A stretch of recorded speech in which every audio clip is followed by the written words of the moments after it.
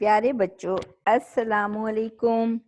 امید ہے آپ سب خیریت سے ہوں گے اور چھٹیوں کا کام بھی مکمل کر رہے ہوں گے۔ اور کون کون گھر کے کاموں میں امی کا ہاتھ بٹاتا ہے؟ ذرا ہاتھ اٹھائیں۔ شاباش، ہمارے بچے تو بہت سمجھدار ہو گئے ہیں۔ اور کون کون صبح جاگنے کے بعد سب کو السلام علیکم کہتے ہیں؟ ارے ارے، یہ کون صوفی کے پیچھے چھپ گیا؟ کوئی بات نہیں، آپ کو معلوم نہیں تھا نا؟ کل سے آپ نے بھی صبح جاگنے کے بعد سب گھر والوں کو کیا کہنا ہے؟ السلام علیکم۔ جی، یہ ایک دعا ہے۔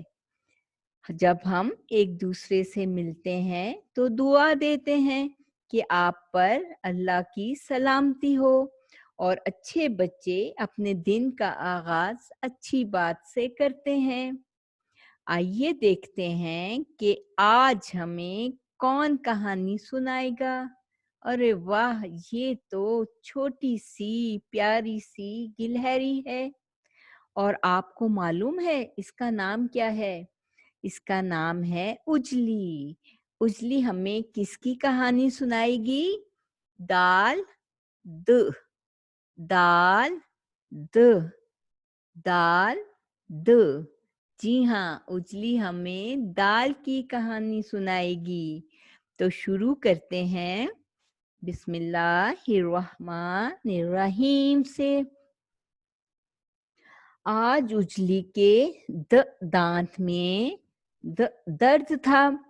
امی نے اسے دودھ پلایا اور دانت پر دوا لگائی۔ اس کے دادا دادی جان اور سب دوست اس کی خیریت معلوم کرنے آئے تھے، پھر بھی اجلی کا دل اداس تھا، کیونکہ وہ آج دیوار پر بیٹھ کر دھوپ نہیں سینک سکتی تھی۔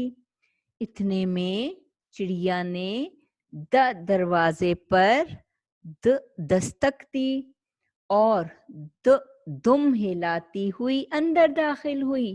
وہ اجلی کے لیے دال کا دانہ لائی تھی۔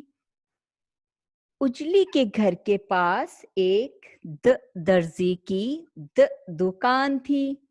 اس کی دکان پر کام کرنے والے سارے لوگ کھانے کے وقت دسترخوان بچھاتے اور مل کر کھانا کھاتے۔ آج انہوں نے ایک دائرہ بنایا ہوا تھا اور درمیان میں ایک لڑکا دف بجا رہا تھا۔ باقی سب مل کر کچھ کھا رہے تھے اور کچھ گا رہے تھے۔ اجلی نے دیکھا کہ ان کے درخت کی جڑ سے اوپر تک ایک مٹی کی لکیر بنی ہوئی تھی۔ اس نے امی سے پوچھا، امی جان یہ کیا ہے؟ امی اس لکیر کو دیکھ کر پریشان ہو گئیں اور بولیں، اوہو، یہ تو دیمک ہے، اس کا علاج نہ کیا تو یہ سارے درخت کو کھوکھلا کر دے گی اور ہمارا گھر بھی گر جائے گا۔ امی دوڑ کر مرغی کے دڑبے کی طرف گئیں تاکہ اسے یہ بتا سکیں۔